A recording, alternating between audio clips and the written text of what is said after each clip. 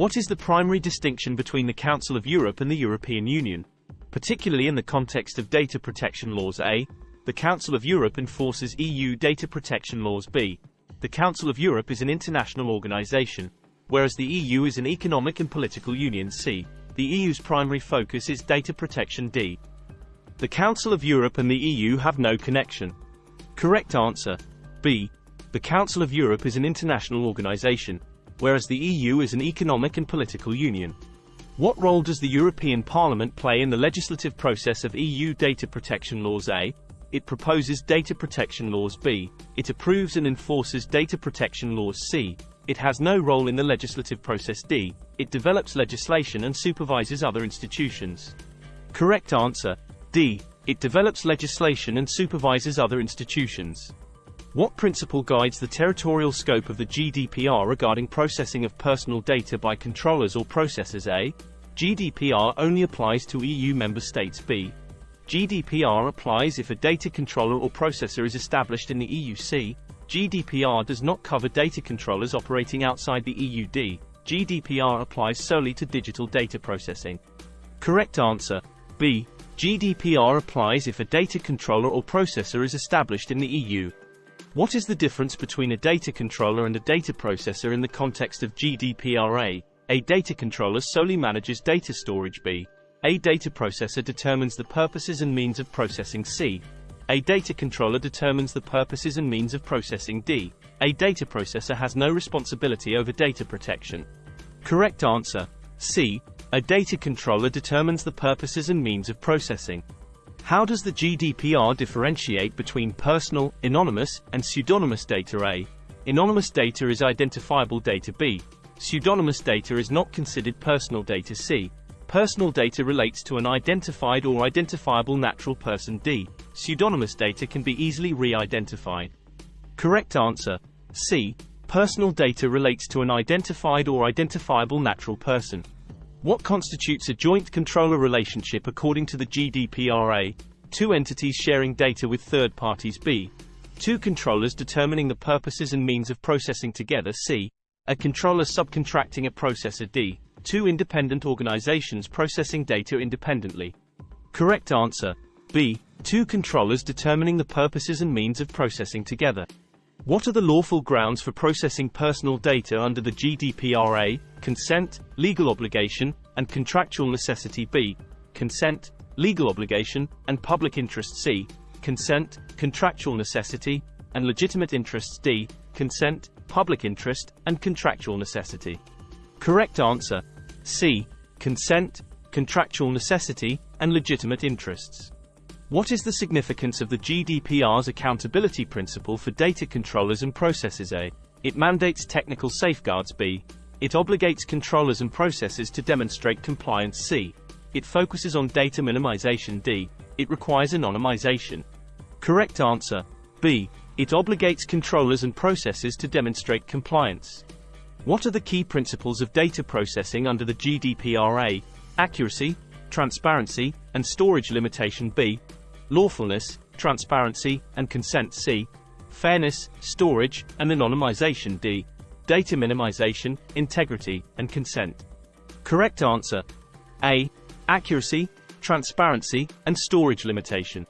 How does the GDPR apply to the processing of children's data in the context of information society services? A. Children's data can be processed without restriction. B. Parents must provide consent for children under 18. C. Processing requires parental consent for children under 16. D. Children's data processing is prohibited. Correct answer. C. Processing requires parental consent for children under 16. How does the GDPR handle special categories of personal data? A. It allows unrestricted processing. B.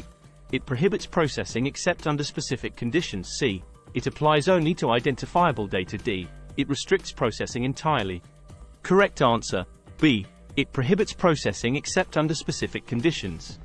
What is the consequence of a processor infringing the GDPR by determining the purposes and means of processing? A. The processor remains a processor. B. The processor must terminate its contract. C. The processor is considered a controller for that processing. D. The processor faces fines. Correct answer. C. The processor is considered a controller for that processing. What are the responsibilities of a processor engaging a sub-processor under the GDPR? A. Sub-processors must adhere to separate contracts. B. The processor must inform the controller and ensure compliance. C. Sub-processors are not covered by the GDPR. D. The controller is responsible for managing the sub-processor. Correct answer. B. The processor must inform the controller and ensure compliance. What is the GDPR's approach to direct marketing? A. It prohibits all direct marketing. B. It allows direct marketing if explicit consent is obtained. C. It permits direct marketing with legitimate interest. D. It has no specific guidelines on direct marketing. Correct answer. C. It permits direct marketing with legitimate interest. How does the GDPR ensure data transfers to third countries are compliant? A. It mandates data protection contracts. B. It requires controllers to notify supervisory authorities. C. It restricts transfers to countries with adequate protection levels. D. It prohibits transfers entirely. Correct answer. C. It restricts transfers to countries with adequate protection levels. What is the primary difference between the European Court of Justice and the European Court of Human Rights regarding data protection? A. The ECJ only handles commercial data issues. B. The ECJ interprets EU law, while the ECHR upholds human rights. C. The ECHR oversees GDPR enforcement. D. The ECJ has no role in data protection. Correct answer. B. The ECJ interprets EU law, while the ECHR upholds human rights. How does the GDPR address household activities in its material scope? A. It excludes all household activities. B. It includes household activities that process data by automated means. C. It applies to all household activities. D. It excludes activities solely personal or familial. Correct answer. D. It excludes activities solely personal or familial. What is the GDPR's stance on data minimization? A. It limits the amount of personal data collected. B. It focuses on anonymizing data. C. It prohibits data storage beyond specific timeframes. D. It has no stance on data minimization. Correct answer. A. It limits the amount of personal data collected. How does the GDPR define sensitive data categories, and what is a key exception to processing them? A. It includes all personal data. B. It includes data revealing racial or ethnic origin, among others. C. It excludes genetic and biometric data. D. It prohibits processing without explicit consent. Correct answer. B. It includes data revealing racial or ethnic origin, among others. How does the GDPR address the accountability of controllers and processors? A. It mandates detailed record-keeping and compliance measures. B. It restricts data processing activities. C. It requires annual reports. D. It has no specific requirements. Correct answer. A. It mandates detailed record-keeping and compliance measures. How does the GDPR handle cross-border data transfers within the EU and EEA? It prohibits transfers entirely. B. It requires individual contracts. C. It allows transfers to countries with GDPR-like regulations. D. It permits free flow of data between EU, EEA countries. Correct answer. D. It permits free flow of data between EU and EEA countries. How does the GDPR ensure data breaches are managed appropriately? A. It mandates notification to supervisory authorities and affected individuals. B. It prohibits data breaches. C. It requires data processors to handle breaches alone. D. It mandates public disclosure. Correct answer. A. It mandates notification to supervisory authorities and affected individuals. How does the GDPR handle personal data retention? A. It mandates indefinite storage. B. It restricts retention to specified periods. C. It requires periodic audits. D. It prohibits data storage. Correct answer. B. It restricts retention to specified periods. How does the GDPR apply to the processing of genetic and biometric data? A. It prohibits their processing entirely. B. It applies to them as special categories. C. It allows unrestricted processing. D. It mandates encryption. Correct answer. B. It applies to them as special categories. What role does the European Data Protection Board, EDPB, play in data protection? A. It develops GDPR amendments. B. It supervises national data protection authorities. C.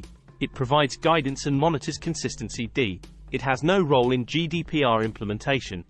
Correct answer. C. It provides guidance and monitors consistency.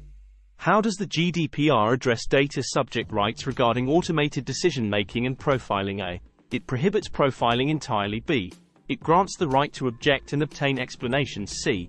It requires explicit consent for profiling. D. It permits unrestricted profiling. Correct answer. B. It grants the right to object and obtain explanations. How does the GDPR manage the interplay between the e-privacy directive and GDPR? A. It mandates data retention rules. B. It asserts GDPR provisions take precedence. C. It permits coexistence and complementarity. D. It prohibits all electronic communications. Correct answer. C. It permits coexistence and complementarity. How does the GDPR handle data protection impact assessments, DPIAs? A. It mandates DPIAs for high-risk processing. B. It allows voluntary DPIAs. C. It mandates DPIAs for all processing. D. It prohibits DPIAs. Correct answer. A. It mandates DPIAs for high-risk processing. How does the GDPR handle cross-border cooperation between supervisory authorities? A. It mandates supervisory authority meetings. B.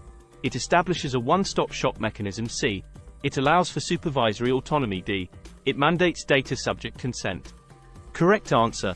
B. It establishes a one-stop shop mechanism.